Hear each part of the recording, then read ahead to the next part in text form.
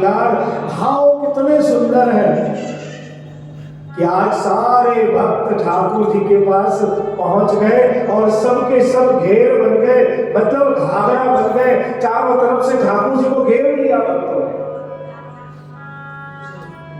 वैष्णवों ने ठाकुर जी को घेर लिया है, ठाकुर जी घेर बन गए। और फिर ठाकुर जी ने क्या किया, अपने मस्तक पे जो मुकुट है उस मुकुट से प्रभु ने सबको रस का दान किया है, सबको रस में डुबोया है। सबको क्या किया ठाकुर जी ने? रस का दान किया है। और कौन से रस का दान किया है? तब स्वामी जी ठाकुर जी के पास आई, कहती है आज नदी मीठो मदन होगा। नदी का स्वभाव, नदी की प्रकृति तो अलग है, लेकिन आज पहली बार स्वामी जी को क्या लगा कि आज नदी मीठो मदन गोपाल। बड़े सुंदर सुंदर सब प्रसंग है, बड़े सुंदर भाव। और दान के दिनों में खास करके ठाकुर जी को श्रृंगार के समय भोग में हम दही तो जरूर देते। अब एक सखी थी, सुनो ध्यान से, आज कृष्ण जन्म है, ठाकुर जी का जन्म तो हो ही जाएगा, थोड़े आगे पीछे हो, ठाकुर जी नहीं बाकी रहेंगे, आप चिंता मत करो, ठाकुर जी का जन्म होएगा बिल्कुल होएगा। आज मैंने टारगेट बनाया, आज हमको राधे श्याम जी को 6 घंटे तक बिठाना है इसमें। कल 3.25 घंटे मैंने इनको बिठाया, तो रात में जब मैं बैठने आया तो ये छिटक गए। तो रात में छिटक जाते, होशियार है भाई। और वैसे भी देखिए भैया, राजनीति में पांव डालने के बाद बगैर कुर्सी कोई बैठता नहीं है जल्दी। अब रात में जमीन में बैठने की व्यवस्था रहती है, इसीलिए छिटक जाते हैं। राजनीति में कुर्सी बहुत जरूरी है, बहुत जरूरी है। कुर्सी के बिना इंसान नहीं बैठ पाता। अभी कुर्सी की व्यवस्था है, इसलिए बैठे हैं। अब आप समझे न समझे वो आप जाने। समझ गए कि नहीं मधुबन? हैं? तो महाराज क्या है कि एक सखी मटकी लेकर के जा रही थी और सामने से ठाकुर जी आ गए। अब ठाकुर जी जब सामने से आ गए तो क्या हुआ, बहुत बहुत बहुत मतलब प्यारी सी लीला है ठाकुर जी की। ठाकुर जी ने हाथ में एक काकरी लेकर के और क्या किया, मटकी पे दे मारी। अब वो छाछ लेकर के जा रही थी। अब छाछ लेकर के जा रही थी तो छाछनी पूरी तरह से भीग गई, स्नान कर लिया उसने। अब उसके सारे वस्त्र बिगड़ गए। अब जब सारे वस्त्र बिगड़ गए ना भैया, वो दौड़ते दौड़ते आई और ठाकुर जी के बालों को पकड़ लिया और बोली अब मैं वस्त्र लेने कहां जाऊंगी, तुम बताओ। तो ठाकुर जी ने कही कि मेरी क्या गलती है, मैंने क्या किया? बोले ते नहीं किया है। अब ठाकुर जी के हाथ में से सखी ने बांसुरी भी ले ली, लंगोटी भी ले ली और ठाकुर जी के बाल को लेकर के 2-3 बार यो यो कर दिया। ठाकुर जी को रोना आया एकदम। ठाकुर जी ने कही कि क्या करूं, अब तो ही बता। बोले अब जाकर के साड़ी लेकर के दो मुझे। ठाकुर जी नंद भवन में गए और नंद भवन में से यशोदा मैया की साड़ी ला करके गोपी को दे दी। गोपी तो साड़ी लेकर के गई। अब ठाकुर जी ने और थोड़ा सा शरारत किया। ठाकुर जी ने कहा कि भैया वो गोपी साड़ी बदल करके और निकल रही थी। तो ठाकुर जी ने क्या किया, एक वृक्ष की डाली में जिसमें बहुत कांटे हैं, ठाकुर जी ने उसके जो गोपी है उसके मस्तक से उस डाली को चिपका दिया। अब उसके सारे बाल, गोपी के सारे बाल उन डालियों में उलझ गए। अब गोपी नीचे जमीन पे, मस्तक पे वो डाली। अब गोपी बालों को सुलझाए तो कैसे सुलझाए? ठाकुर जी के बालों को लेकर के हैं आनंद ले रही थी, तो ठाकुर जी ने भी सुंदर आनंद लियो। अब गोपी के सारे बाल उस डाली में उलझ गए और उस समय कोई नहीं ब्रज में जो आकर के वहां को बचाए। तब गोपी ने ठाकुर जी को बहुत सुंदर भाव से पुकारती हुई गोपी ठाकुर जी को बुलाती है और ठाकुर जी को क्या कहती है? अरे मेरी ओर झेलट सुलझाए जाइयो। अब देखो, ये मैं तभी गाऊंगा, मैं सब गीत नहीं गाऊं, पर जिस गीत को गाता हूं उस पर नृत्य जरूर करना पड़ता है। तो पहले तो आप सब जो खड़े नहीं हो सके, जिनके पाँव में कोई तकलीफ हो, कोई बात नहीं, बैठ। पर जिनके पाँव में तकलीफ नहीं है वो खड़े होकर के थोड़ा आनंद लीजिए। अरे मेरी ईर्जी जय हो। अरे मेरी ईर्जी लट सुलझाए जाइयो, ओ मनमोहन प्यारे। मेरी ईर्जी लट सुलझाए जाइयो, ओ मनमोहन प्यारे। ओ मनमोहन प्यारे, ओ मनमोहन प्यारे, ओ मनमोहन प्यारे, ओ मनमोहन प्यारे। मेरी जय हो। अरे मेरी ईर्जी लट सुलझाए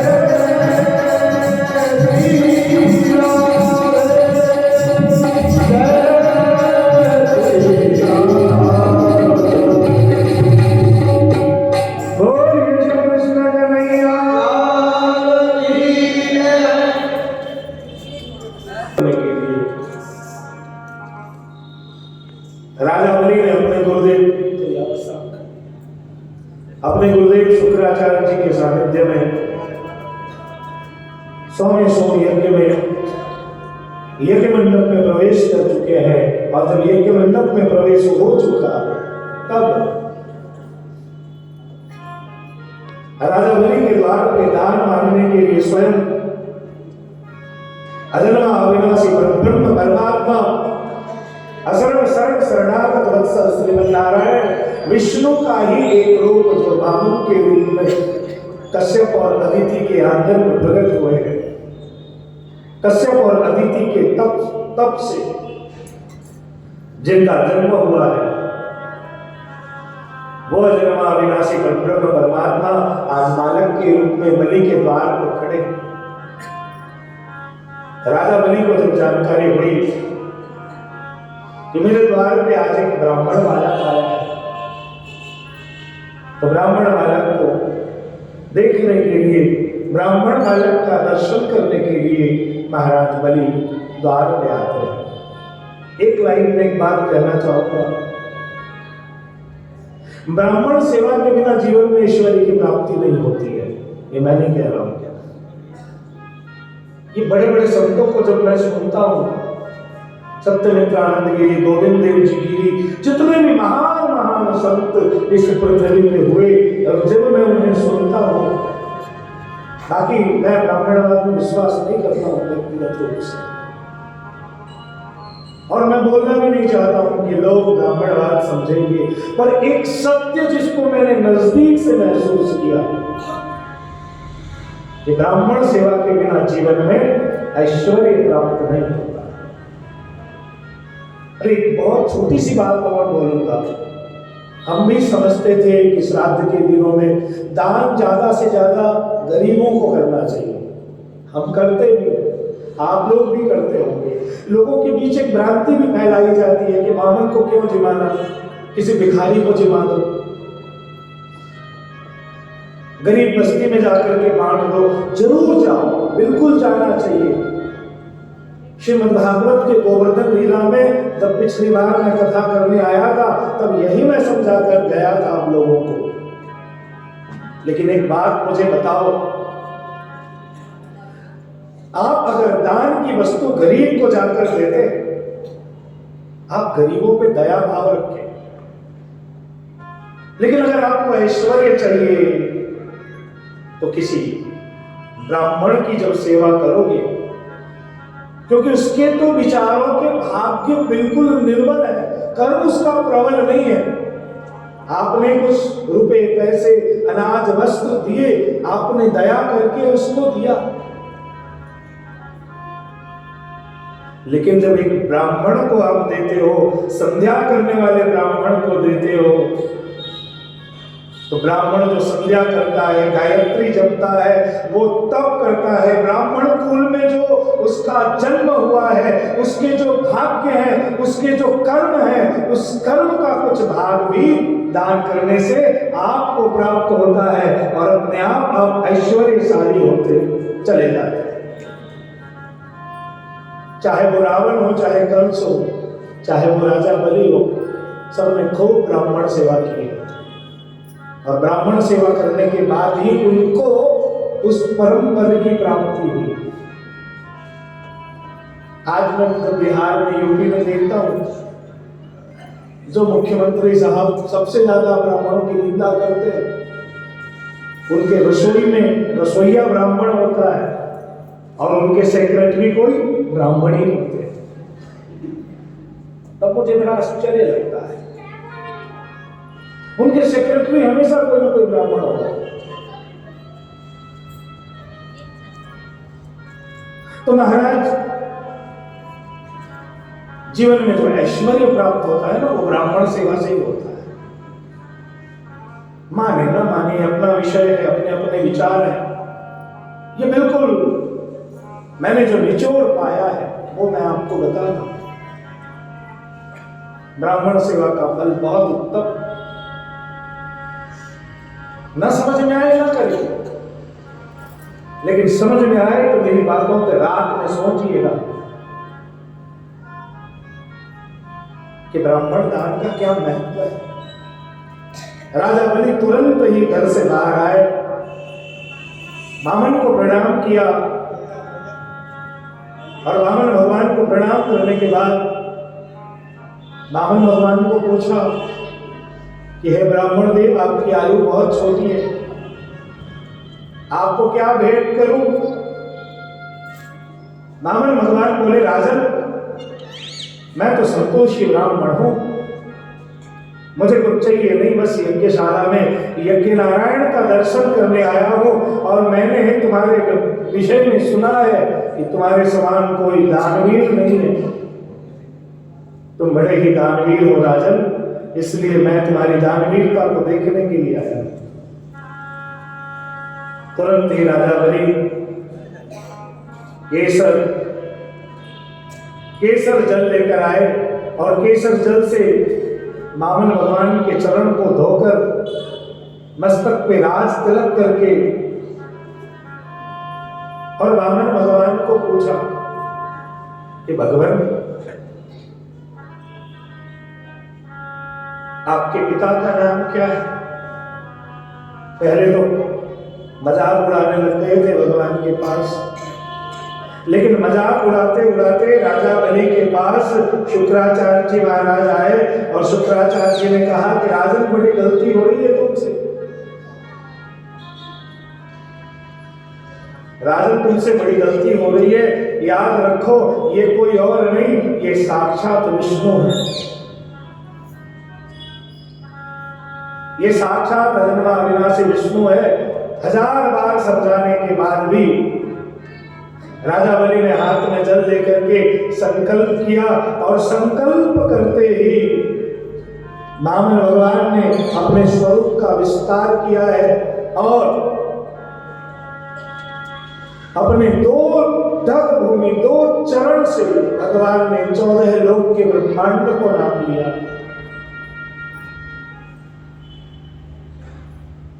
2 ढग भूमि से 14 लोक के ब्रह्मांड को नापने के बाद भगवान ने तीसरे चरण राजा बलि के मस्तक पे स्थापित करके और राजा बलि का उद्धार किया है। वामन भगवान के जाने के बाद राजा सत्यव्रत का चरित्र है। राजा सत्यव्रत के समय में भगवान मत्स्य के रूप में प्रकट हुए। भगवान मत्स्य नारायण के रूप में प्रकट हुए हैं। भगवान का मत्स्यावतार हुआ है और भगवान के मत्स्यावतार के बाद 9वें स्कंद की कथा प्रारंभ होती है। 9वें स्कंद में सर्वप्रथम महाराजा अम्बरीश का चरित्र और महाराजा अम्बरीश के बाद सौबरी ऋषि की कथा। सौबरी ऋषि की कथा के बाद 24 राजाओं का चरित्र है और सभी राजाओं के चरित्र में महाप्रभु जी आज्ञा करते हैं, एक एक चरित्र में एक एक भक्ति का निरूपण हुआ। राजा अम्बरीश एकादशी का व्रत करते और द्वादशी के दिन प्रातः काल उस व्रत को भगवान के चरणों में समर्पित कर देते। एकादशी का व्रत करने के बाद दूसरे दिन प्रातः काल महाराजा अम्बरीश के पास दुर्वासा ऋषि का आगमन हुआ। दुर्वासा ऋषि ने पूछा, राजन, तुमने जो व्रत किया है आज उस व्रत की पूर्णाहुति होनी है। राजा अम्बरीश ने कहा कि महाराज, आज प्रातः काल आपका शुभागमन हुआ राजभवन में। महाराज आपसे विनती है कि आज के दिन आप मेरे आतिथ्य को स्वीकार करें। मैं जब पारण करने बैठूं तब आप सर्वप्रथम पारण करें। जानबूझ करके दुर्वासा ऋषि ने राजा अम्बरीश की परीक्षा लेने के लिए दुर्वासा ऋषि जानबूझकर विलंब करने लग गए। पारण करने का समय हो रहा था। महाराजा अम्बरीश ने हाथ में जल लेकर के द्वारकाधीश के चरणारविंद में जल को समर्पित करके और उसी जल से पारण किया, क्योंकि व्रत वो करते थे भगवान के निमित्त। राजा अम्बरीश ने व्रत को पूर्ण किया और जैसे ही व्रत को पूर्ण किया दुर्वासा मुनि पहुंच गए। दुर्वासा मुनि क्रोधित हो गए, राजन तुमने मेरा अपमान किया है। अपनी जटाओं को लहरा करके जटा के समूह में से जटा को तोड़ करके और दुर्वासा ऋषि ने जमीन पे फेंक दिया है। उसी जटा में से कृत्या नाम की एक अग्नि उत्पन्न हुई और वो कृत्या महाराजा अम्बरीश को जलाने जाना चाहती थी। ये वही अम्बरीश है जिनके ठाकुर जी द्वारकाधीश कांकरोली में विराजते हैं। कांकरोली में जो द्वारकाधीश है वो जो ठाकुर जी है उनकी पहली सेवा राजा अम्बरीश ने करी है, उससे पहले ब्रह्मा जी ने की। ये वो द्वारकाधीश है। अब राजा अम्बरीश के राज्य में जो द्वारकाधीश विराजमान है, पूरे राज्य तंत्र की व्यवस्था द्वारकाधीश के ही हाथ में थी। अचानक से सुदर्शन चक्र प्रकट हुआ और सुदर्शन चक्र ने उस कृत्या नाम की अग्नि को जला दिया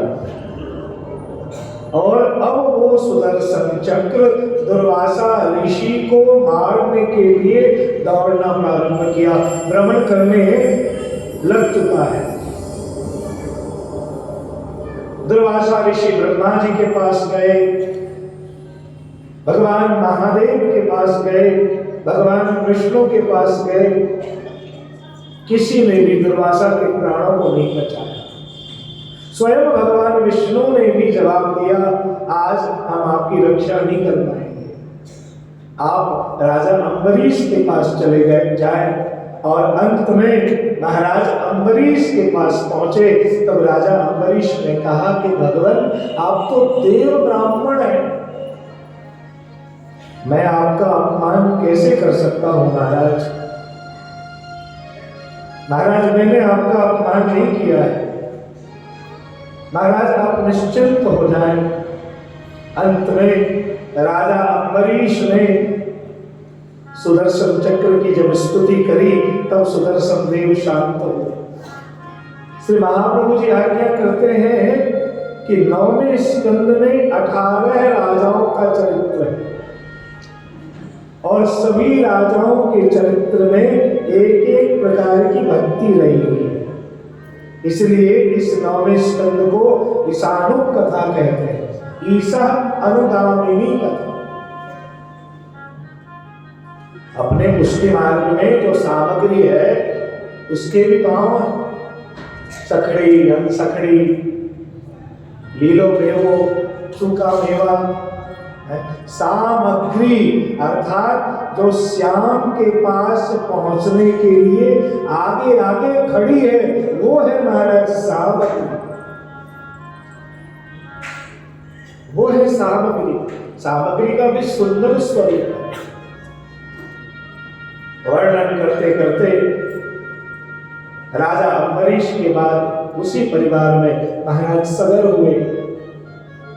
सगर की 2 पत्नी, एक पत्नी के गर्भ से 60,000 बच्चों का जन्म हुआ, एक पत्नी के गर्भ से एक बालक का जन्म हुआ। महाराज सगर को अश्वमेध यज्ञ करने की इच्छा हुई। अश्वमेध यज्ञ में अश्वमेध का घोड़ा छोड़ दिया जाता है। वो घोड़ा पूरी पृथ्वी को भ्रमण करके जब आए तब उस घोड़े को काट करके उसकी आहुति दे दी जाती है और यज्ञ कुंड से घोड़ा जीवित होकर बाहर प्रकट होता है। इंद्र को लगा कि अगर महाराज सगर ने अश्वमेध यज्ञ को पूर्ण किया तो यज्ञ के प्रभाव से मेरे इंद्रासन पे आकर विराजमान हो जाएंगे।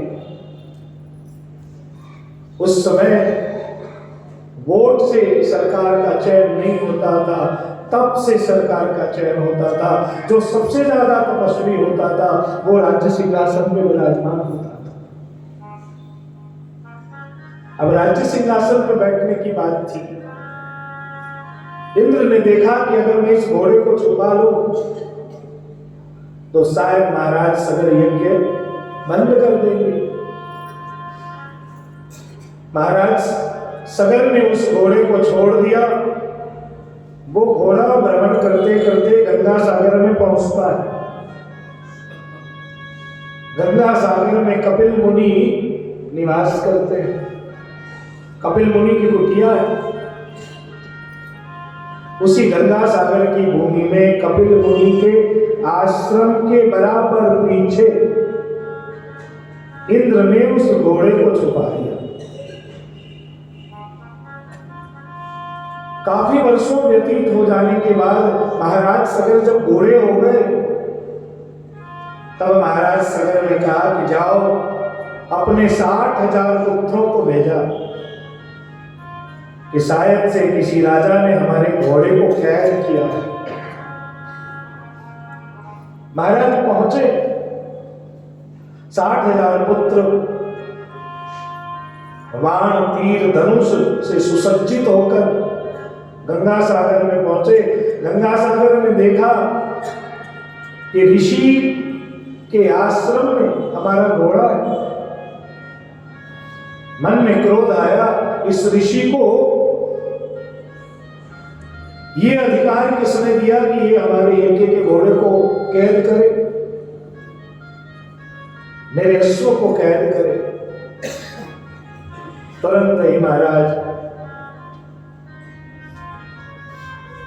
हाथ में धनुष बाण तलवार लेकर कपिल मुनि से पूछने ही जा रहे थे। कपिल मुनि को लगा कि शायद मुझ पे आक्रमण करेंगे। आक्रमण के भय से कपिल मुनि के नेत्र से एकदम अग्नि प्रज्वलित हुई और उस अग्नि के प्रभाव से एक साथ 60,000 बच्चे भस्म हो गए। कोई कुल दीपक नहीं बचा।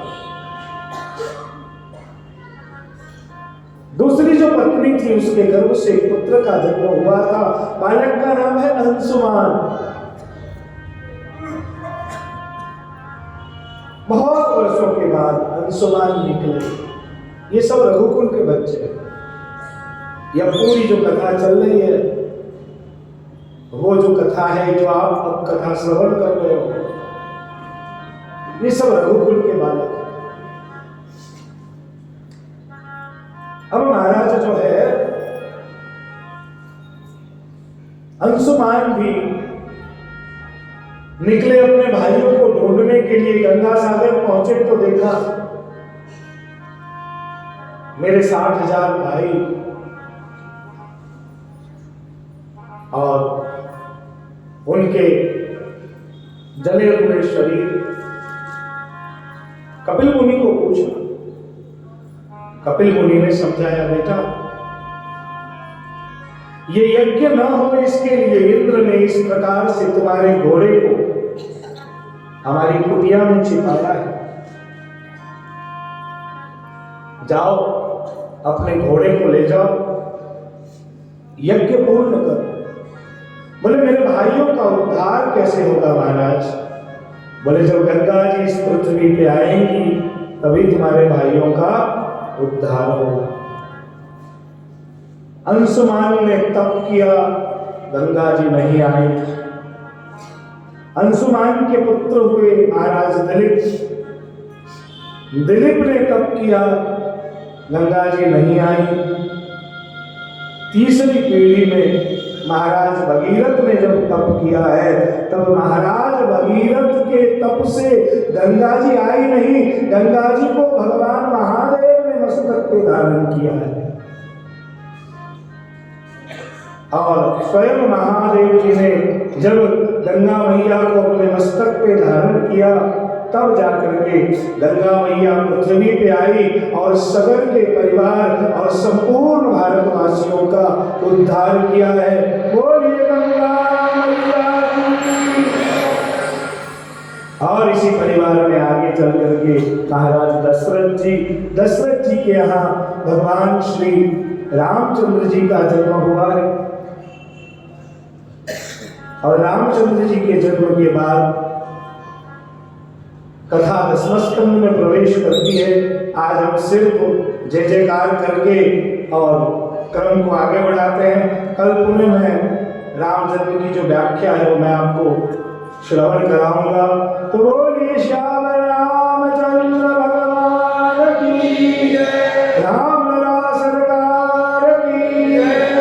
और 9वें स्कंद के बाद कथा प्रारंभ होती है 10वें स्कंद में।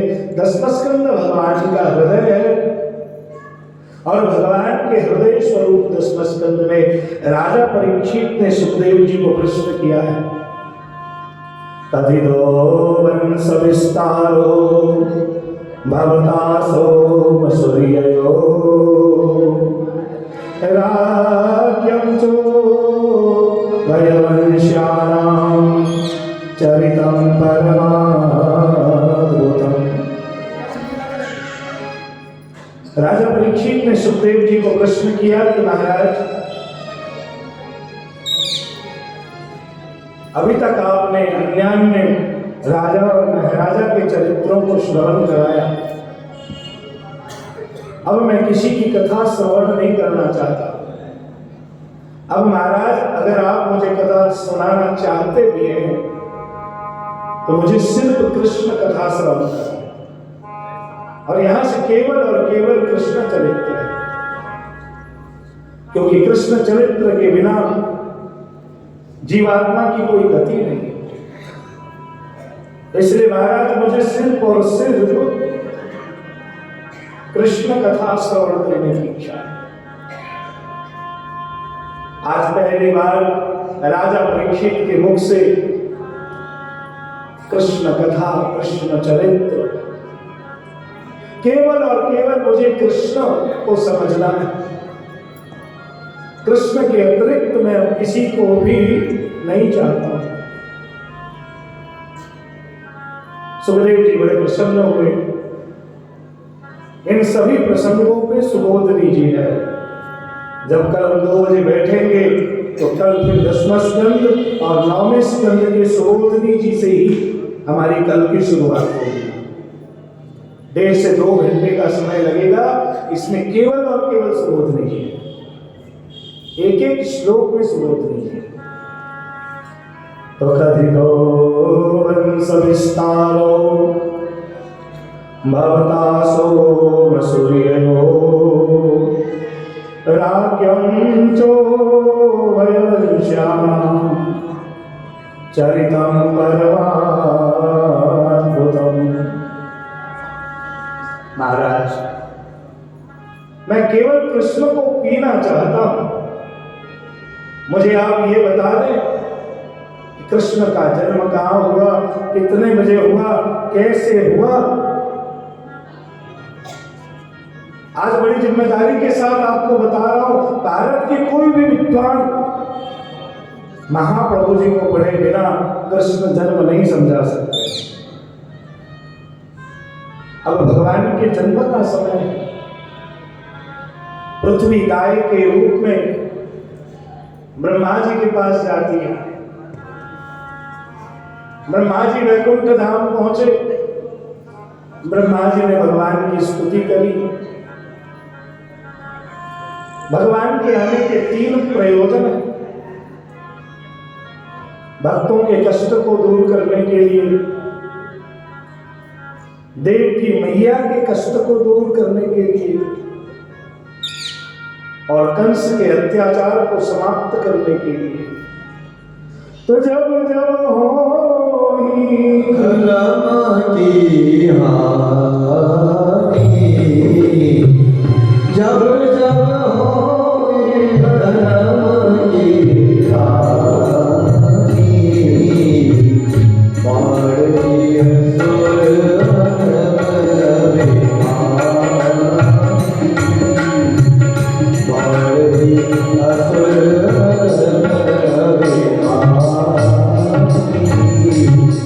तब तब प्रभु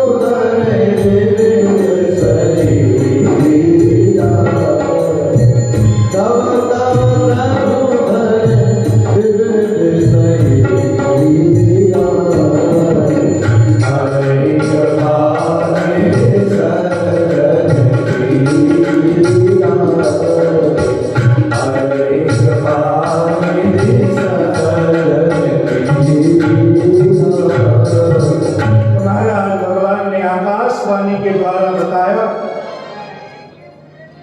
आवाज सिर्फ ब्रह्मा जी को सुनाई पड़ती है।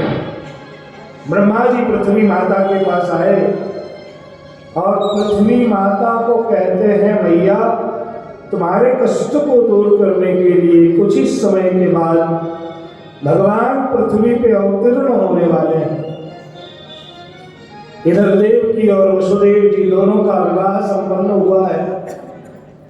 देवकी मैया और वसुदेव जी के विवाह के बाद देवकी मैया को रथ में बिठा करके और भोजराज कंस देवकी को ससुराल छोड़ने के लिए निकल पड़े। देवकी ससुराल जा रही है अपने पति वसुदेव जी के साथ। यहां भी बहुत सुंदर सुबोधिनी जी, और देवकी जब जा रही है, ध्यान रखिए आज कृष्ण जन्मोत्सव है, ये समझना पड़ेगा। विस्तादन फलात्मा पूर्ण पुरुषोत्तम के जन्म की कथा है, इसलिए बोल रहा हूं कि कल 2 बजे से पहले हम सुबोधिनी जी घोटेंगे 1.5-2 घंटे तक। आज तो हम सिर्फ कथा को श्रवण कर रहे हैं, लेकिन इसका जो विस्तार है बहुत बृहद है। वसुदेव जी कौन, देवकी कौन, देवकी जी के कितने संतान हुए, वसुदेव जी की जो है शादी हो रही है देवकी के साथ, इससे पहले 6 कन्याओं के साथ विवाह हो चुका है। वसुदेव जी सिर्फ देवकी से विवाह नहीं करते हैं, उसके पहले भी उनके विवाह की कथाएं और भी हैं। अब देवकी के पिता और कंस के पिता दोनों सगे भाई। कंस के पिता का नाम है महाराज उग्रसेन और देवकी के पिता का नाम है महाराज देवक। कंस रथ में बिठा करके देवकी को उसके ससुराल छोड़ने के लिए जा रहे थे। उसी समय आकाशवाणी हुई कि हे भोजराज कंस, जिस अपनी बहन देवकी को तुम अपने रथ में बिठा कर ले जा रहे हो, इसी के 8वें पुत्र से तुम्हारे पापों का अंत होगा, तुम्हारी मृत्यु होगी। उसी समय कंस ने हाथ में तलवार निकाला है और देवकी के गर्दन को काटने के लिए, देवकी की हत्या करने के लिए तलवार को आगे बढ़ाया है। और जैसे ही तलवार को आगे बढ़ाया है, उसी समय वसुदेव जी के हृदय में भगवान प्रकट हो गए। इस व्यूह का नाम है वसुदेव व्यूह। भगवान कृष्ण अकेले थोड़ी आए, भगवान के साथ 4 व्यूह का प्रादुर्भाव हुआ है, अनिरुद्ध, प्रद्युम्न, संकर्षण और वासुदेव। इन 4 व्यूहों के साथ भगवान प्रकट हुआ। वसुदेव जी ने कंस को वचन दिया, राजन मेरे जितने भी बालक होंगे मैं आपको समर्पित करूंगा, आप देवकी को जीवित छोड़ दें। देवकी गई अपने ससुराल में, एक के बाद एक 6 बालकों का जन्म हुआ है। 7वीं बार देवकी गर्भवती थी। कंस के पास नारद जी आए। वसुदेव जी अपने 6 बच्चों को लेकर कंस के पास पहुंचे और वसुदेव जी ने बच्चों को लेकर के कंस को समर्पित कर दिया। कंस ने कहा कि राजन वसुदेव, मुझे इन बालकों से कोई भय नहीं है, तुम इन बालकों को ले जाओ। आपने वो टीवी में देखी होगी, एक के बाद एक सबको ऐसी कोई घटना नहीं हुई। वो कल मैं सुबोधिनी जी के हिसाब से आपको बताऊंगा। वसुदेव जी जो है चले गए अपने बच्चों को लेकर के, पीछे से नारद जी आए। नारद जी ने कंस को दुष्संग लगाया। नारद जी ने कंस को उल्टी सीधी बातें करके भड़काया।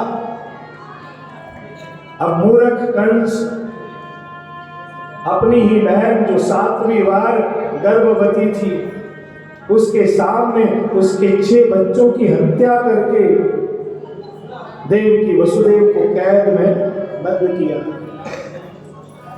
वसुदेव जी की जो बाकी पत्नी है रोहिणी आदि, वो सब कहीं कहीं जाकर छिप गई। वसुदेव जी के मित्र हैं नंद बाबा। नंद बाबा को भी कोई संतान नहीं। 90 साल की यशोदा मैया और 120 साल के नंद बाबा भैया, और है कचरा। और आप सोचिए उस उम्र में भी इच्छा खत्म नहीं हुई थी। उस समय भी था कि एक आदि बालक को जन्म है जाए।